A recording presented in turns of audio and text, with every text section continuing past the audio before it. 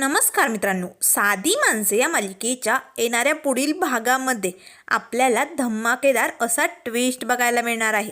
कारण पार्टीत गेलेल्या सत्याने विक्रांत ढवळीकरचं चांगलंच थोबाड लाल केलेलं असतं आणि सगळ्या पाहुण्या रावळ्यांसमोर ढवळीकरला त्याची लायकी दाखवलेली असते. आता मात्र ढवळीकर हादरलेला असतो.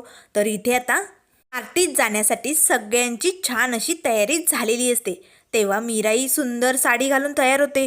सत्या मात्र आपल्या धूमकेतूकडे प्रेमाने एकटक बघू लागतो. तेव्हा मीरा म्हणू लागते, अहो मी काय सांगते लक्षात आहे ना, तुम्हाला पार्टीत अजिबात चिडचिड करायची नाहीये. तेव्हा सत्या म्हणू लागतो, हो धूमकेतू, तू जसं सांगितलंय तसं माझ्या लक्षात आहे. आणि धूमकेतू, तुझ्या नवऱ्यावरती विश्वास नाही का?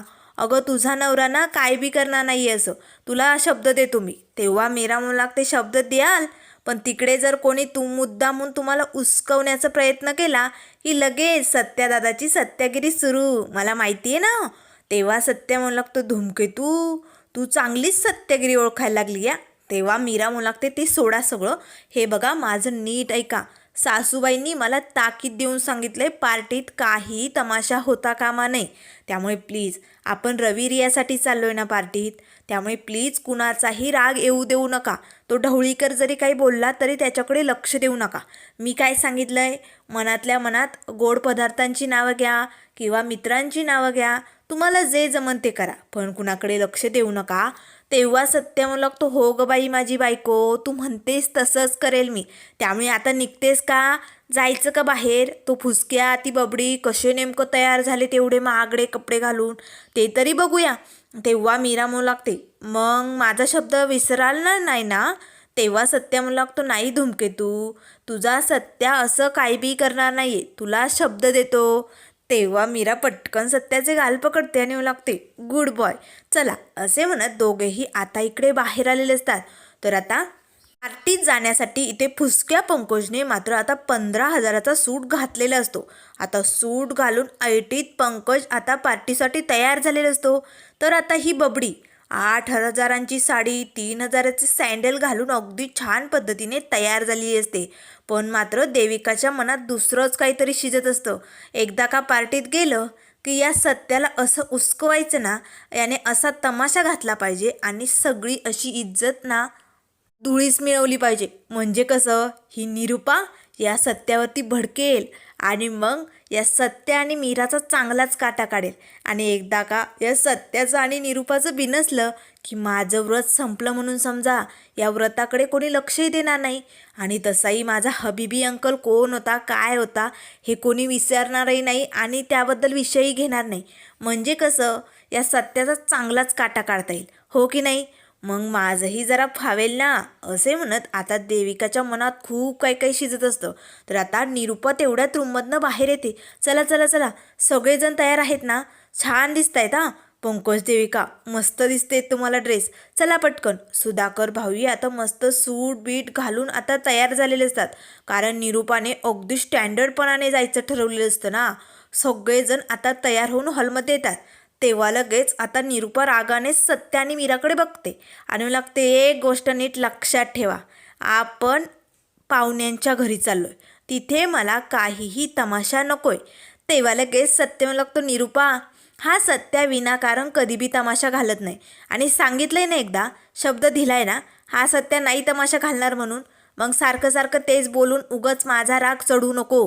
तेव्हा सुधाकर भाऊ लागतं, सत्यजित निरूपाचं अगदी बरोबर आहे, हे बघ आपण पाहुण्यांच्या घरी चाललोय की नाही, तिकडे तमाशा नकोय हां. तेव्हा सत्य म्हणू लागतो, चालेल बाप. असे म्हणून आता सर्वजण पार्टीत आलेले असतात. तर इकडे पार्टीची जबरदस्त छान तयारी झालेली असते. रवी रियाच्या हातनं पूजाही झालेली असते.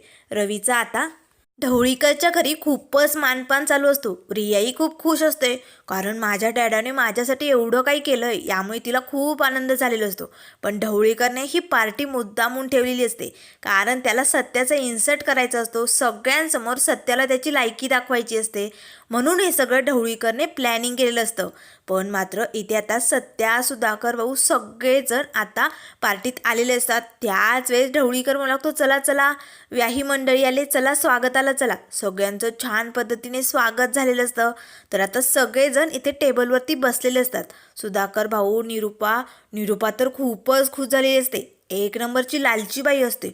एवढं पार्टीचं डेकोरेशन वगैरे बघून निरूपाच्या मनात असे लाडू फुटत असतात. अरे बापरे, एवढं झगमग झगमग चमचम करत आहे आणि किती किती गिफ्ट येतील. बाप रे, माझ्या घरात ठेवायला जागा पुरेल ना. खरंच ढवळीकर काय काय देईल तिच्या मुलीला याचा विचारसुद्धा निरूपाला करवत नसतो. तिच्या मनात असे लाडू फुटत असतात. त्याच वेळेस आता पंकज देविकाला म्हणू लागतो, बेबी काय मस्त सॉलिड तयारी केली ना, एक नंबर छाना. मला नाही असल्या पार्ट्यात जायला खूप आवडतं. आणि बेबी, एकदा का मी बिझनेसमॅन झालो की या असल्या पार्ट्या मी करत जाईल. तेव्हा देविका म्हणू लागते, खरंच? तेव्हा पंकज लागतो, विषय का, मी बिझनेसमॅन होणार आहे. बेबी तू थोडा टाईम दे मला फक्त. एकदा का या पंकजचा बिझनेस उभा राहिला की पैसाच पैसा.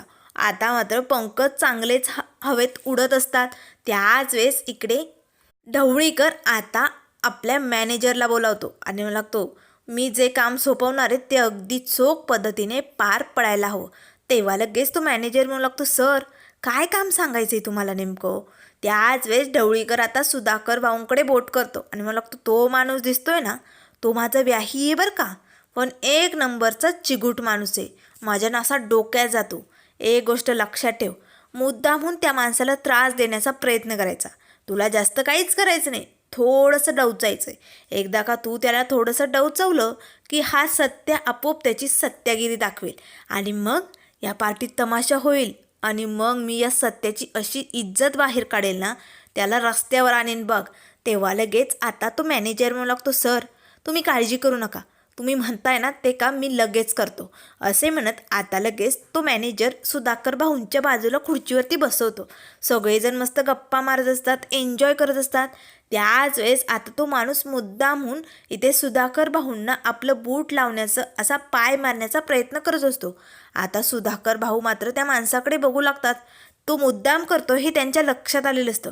पण सुधाकर भाऊ कसे साधे भोळे, ते कुणालाही काही न म्हणणारे. त्यामुळे सुधाकर भाऊ आता जणू त्या माणसाकडे लक्ष जात नाही असं दाखवू लागतात. पण मात्र आता हे सगळं सत्यजितने बघितलेलं असतं. आपल्या बापाला हा माणूस लात मारतोय हे सत्याने एकदा नाही दोनदा तीनदा बघितलंय. आता सत्या मात्र खूपच भडकतो. त्याच वेळेस सत्या त्या मॅनेजरजवळ येतो आणि मला लागते, ए तुला दिसत नाही का मुद्दाम करतो हे सगळं. हे बघ, हा माझा बाप आहे आणि माझ्या बापाच्या बाबतीत कोण बी काय बी म्हणू दे, आपल्याला ते खपवून घेतलं जाणार नाही. तू का लात मारतोय, तुझी काय हिंमत कशी झाली हे सगळं करायची. त्याच वेळेस आता लगेच तो मॅनेजर म्हणू लागतो, ढवळीकर साहेब हा काय प्रकार आहे, हा कोण विचित्र माणूस आणलाय तुम्ही पार्टीत. तेव्हा निरूपा म्हणू लागते, पनोती सत्या, अरे काय गरज आहे हे सगळं करायची. अरे हो ना बाजूला, कशाला पाहुण्या रावळ्यांसमोर चव घालतोय.